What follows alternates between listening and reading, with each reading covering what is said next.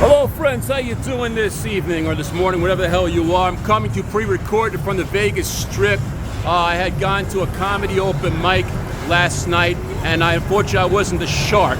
I didn't. I got there 3 hours early, and somehow I ended up number 17 on the list because I got there so early. I was hanging at the bar drinking, and I kept turning around. No sign-in sheet, no sign-in sheet. And next thing you turn around, and there's a whole mob of. That's what comedians are.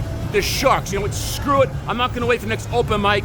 You know, I'm not gonna do the whole goddamn set, but what the hell? Let me do it right for you guys, right here from the Strip. So let's talk about what's been happening lately. Lately, I don't know if anybody ever's done this, but I found myself walking into the women's room. You know, I walk in there and, you know, I'm like, wait a second, there's no urinals. And I kept thinking, maybe, do I want to become a woman, or do I just feel like less of a man? Which brings me on to the next subject, which is throughway tolls. You guys ever remember like the old white baskets in the throughway? You know, the baskets you throw the dollar in? Am I the only one who thinks that it looked like a goddamn urinal? You know, I thought maybe, I would think of maybe throwing a bar of soap in the goddamn thing, you know. I don't know if any members back in the days we had soap in the urinals. Which brings me on to McDonald's. Yes, urinals, McDonald's. Always wash your hand when you're a McDonald's employee. McDonald's.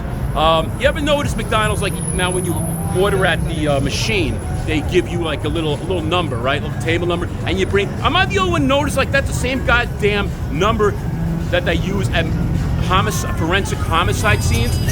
You ever watch the forensic files? They have these little like markers with numbers on them, you know? So does your little junior know that when he or she is sitting, waiting for their Happy Meal, they're sitting at a homicide mark, they're marked on a homicide scene?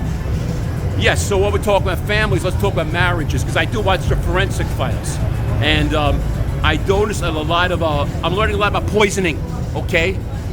A lot of couples seem to like to poison each other. It's usually the woman poisoning the husband, and they're trying to pretend that, here, honey, have a glass of lemonade. And I'm learning the symptoms, there's certain symptoms too, like you lose hair loss, or cramping, or bleeding. And it's usually 3 specific poisons: radium, thallium, and antifreeze. That's a popular one because it's odorless. And it's that time I learned watching the forensics files.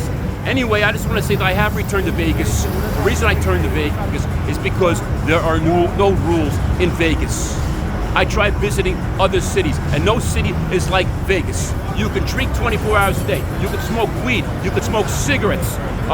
You can fornicate. You can have legal prostitution. You know, if you want to come to Vegas and kill yourself, that's okay if you do it too. Just make sure you clean up after yourself, or hire someone to clean up after yourself. Thank you very much. This was my open mic. The open mic that I didn't have last night because I got too drunk and I let a bunch of hungry comics stand in front of me.